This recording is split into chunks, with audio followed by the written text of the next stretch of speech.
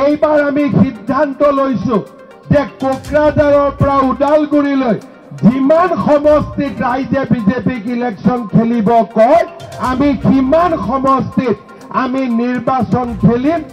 মোৰ এটাই লক্ষ্য, অহা 5 বছৰত আমি এনেকুৱা এখন বিটিচি নিৰ্মাণ কৰিব লাগিব য'ত কোনো দ্বিতীয় শ্ৰেণীৰ নাগৰিক নাথাকে, সকলোৱে যাতে প্ৰথম শ্ৰেণীৰ নাগৰিক হ'ব পাৰে। আমাৰ বিটিচিত বিভিন্ন জাতি আছে, বিভিন্ন উপজাতি আছে, বিভিন্ন ভাষা ভাষীৰ লোক আছে। কোনেও মনত ভাবিব নালাগে যে বিটিচিখন মোৰ নহয়।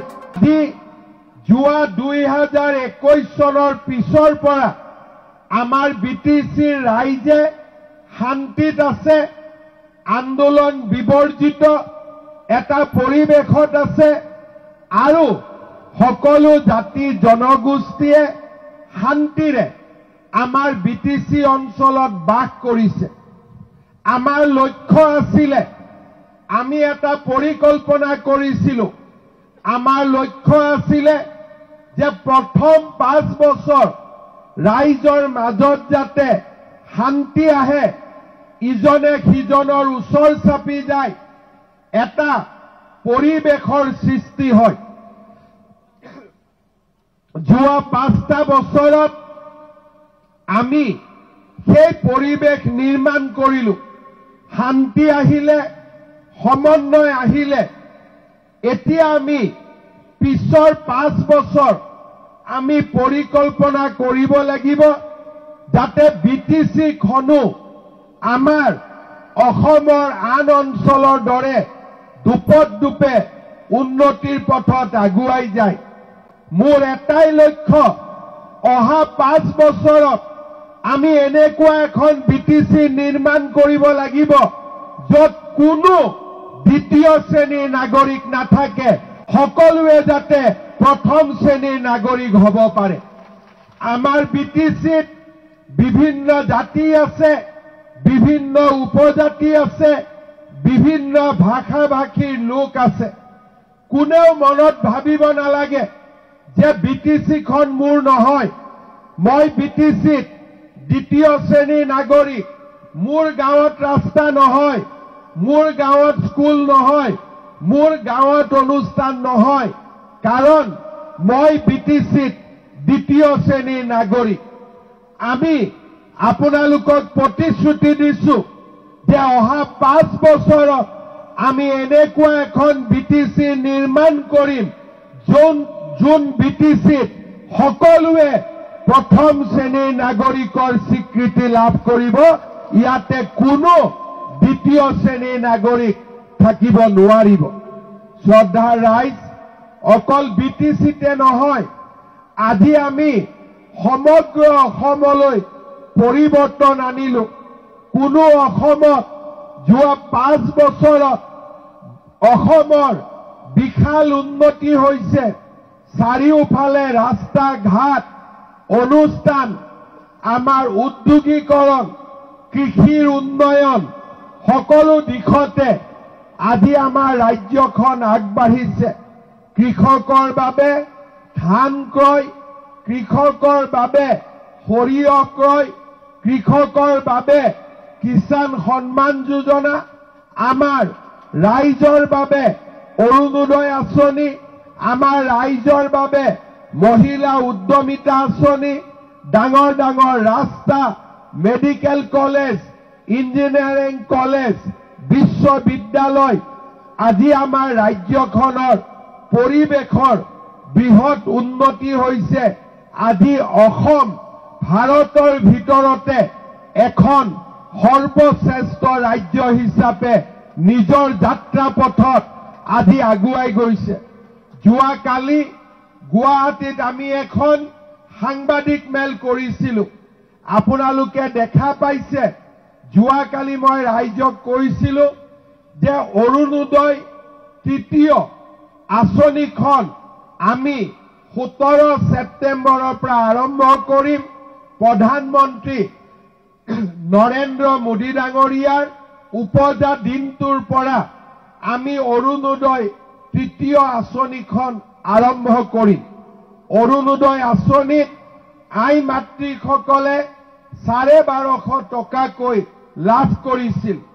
এইবাৰ আমি কৈছো যে এই অৰুণোদয় আঁচনিত 1250 টকাৰ লগতে এই পৰিয়ালটোৱে যদি গেছ কিনে তেতিয়াহ'লে প্ৰতিটো ৰন্ধন গেছৰ বিপৰীতে 250 টকাকৈ আমি ৰাজ সাহায্যও আগবঢ়াম।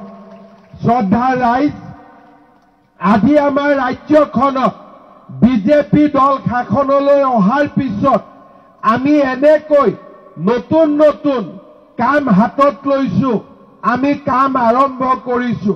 অহা 6 আগষ্ট তাৰিখে আমি নিযুত মইনা আঁচনি, যাৰ জৰিয়তে আমাৰ ছোৱালীয়ে কলেজত পঢ়িলে হায়াৰ ছেকেণ্ডাৰীত 1000 টকা, ডিগ্ৰীত 1250 টকা, পোষ্ট গ্ৰেজুৱেটত আমি 2500 টকা পৰ্যন্ত মাহিলী আমি বৃত্তি দিয়া কাম আৰম্ভ কৰিছো। আজি আপোনালোকে দেখা পাইছে যে আমি অসমত মহিলা উদ্যমিতা আঁচনিৰ কাম আৰম্ভ কৰিছিলো। অহা 21 আগষ্টৰ পৰা আমি প্ৰত্যেক মাহতে সমষ্টিয়ে গৈ মহিলা উদ্যমিতা আঁচনিত মহিলাসকলক 10,000 টকাকৈ দিয়া কামো আমি হাতত ল'ম। আজি যদি আপোনালোকে দেখা পায় যে আমাৰ ৰাজ্যত অৰুণোদয় আঁচনি আছে, মহিলা উদ্যমিতা আঁচনি, ৰন্ধন গেছৰ বাবে ৰাজ সাহায্য, আৰু আমি নতুনকৈ আৰম্ভ কৰিব খুজিছো যে দুখীয়া মানুহে যেতিয়া ৰেচন কাৰ্ডত আমি আজিলৈকে বিনামূলীয়াকৈ চাউল পাই আছিলো, আমি 2 এদিনৰ ভিতৰতে ৰেচন কাৰ্ডত আপোনালোকক চাউলৰ লগতে কম দামত দালিও দিয়া আৰম্ভ কৰিম, আমি নিমখো দিয়া আৰম্ভ কৰিম, আমি চেনিও দিয়া আৰম্ভ কৰিম। আজি আমি দুখীয়া মানুহৰ কাৰণে আমি আঁচনি লৈছো। আজি সমগ্ৰ দেশৰ ভিতৰতে আমাৰ চৰকাৰে লোৱা আঁচনিসমূহ সমাদৰ লাভ কৰিছে। ভাৰতৰ আন ৰাজ্যৰ পৰা মানুহে আহি আমাৰ আঁচনিবিলাক শিকি তেওঁলোকৰ ৰাজ্যত আমাৰ চৰকাৰৰ আঁচনিবিলাক আজি আৰম্ভ কৰিছে। শ্ৰদ্ধাৰ ৰাইজ, ইলেকশ্যনৰ সময়ত মই কৈছিলো যে আমাৰ অসমত দুখীয়া ল'ৰা ছোৱালীয়ে চৰকাৰী চাকৰি পাব লাগে। মই ৰাইজক কৈছিলো যে আমাৰ চৰকাৰ আহিলে আমি 1 লাখ চৰকাৰী চাকৰি দিম। আজি অকল 1 লাখ নহয়, 1.5 লাখ চাকৰি, আৰু 10 অক্টোবৰত আমি আৰু 50,000 ল'ৰা ছোৱালীক আমি চৰকাৰী চাকৰি দিম। আজি আমাৰ ৰাজ্য চৰকাৰৰ চাকৰিত আমি মেধাৰ ভিত্তিত দুখীয়া ল'ৰা ছোৱালীক আমি চৰকাৰী চাকৰি দিছো। কিন্তু বিটিচিৰ পৰা মোক ৰাইজে এতিয়াও কয় যে ছাৰ, দিছপুৰৰ চাকৰিবিলাক আমি সুন্দৰভাৱে পাইছো, কিন্তু বিটিচিৰ চৰকাৰী চাকৰিটো সকলো শ্ৰেণীৰ ৰাইজে চৰকাৰী চাকৰি পোৱাৰ, দুখীয়া ৰাইজে পোৱাৰ ব্যৱস্থা কৰিব লাগে। অহা 5 বছৰ আমি ৰাজ্য চৰকাৰত যেনেকৈ সুন্দৰভাৱে চৰকাৰী চাকৰি দিছো, বিটিচিটো আমি সুন্দৰভাৱে চৰকাৰী চাকৰি দিয়াৰ ব্যৱস্থা আমি হাতত ল'ম। শ্ৰদ্ধাৰ ৰাইজ, অসমত যিমান পৰিৱৰ্তন হৈছে সেই পৰিৱৰ্তনে বিটিচিকো স্পৰ্শ কৰিব লাগিব। আজি আমাৰ অসমত চাৰিওফালে আমাৰ থলুৱা, খিলঞ্জীয়া আৰু আমাৰ ভাৰতীয় লোকে সকলো ক্ষেত্ৰতে আগবাঢ়ি যাব পাৰিছে।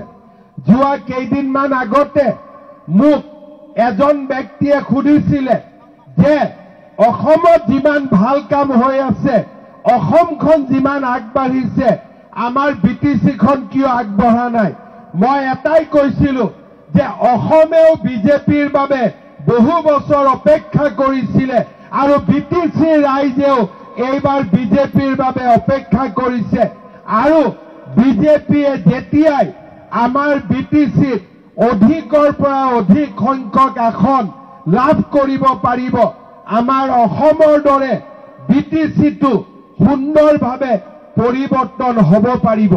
সেইবাবে মই ৰাইজক অনুৰোধ কৰিম যে এইবাৰ নিৰ্বাচনত আমি কাৰো বিপক্ষে নহয়।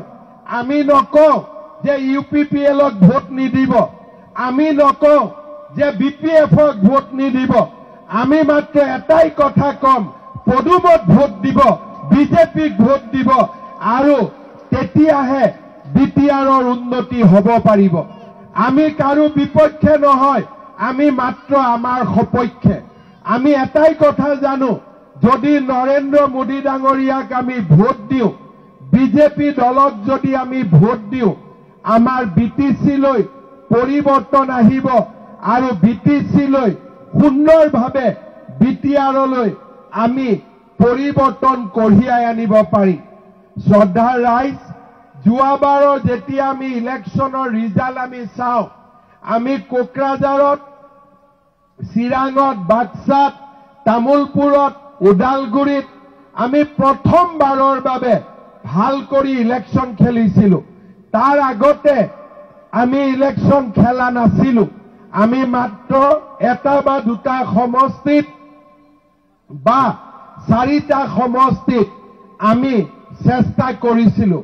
কিন্তু এইবাৰ আমি সিদ্ধান্ত লৈছোঁ যে কোকৰাঝাৰৰ পৰা ওদালগুৰিলৈ যিমান সমষ্টিত ৰাইজে বিজেপিক ইলেকশ্যন খেলিব কয়, আমি সিমান সমষ্টিত আমি নিৰ্বাচন খেলিম, যাতে আমি BTCৰ জীৱনলৈ, BTRৰ জীৱনলৈ আমি পৰিৱৰ্তন আনিব পাৰোঁ।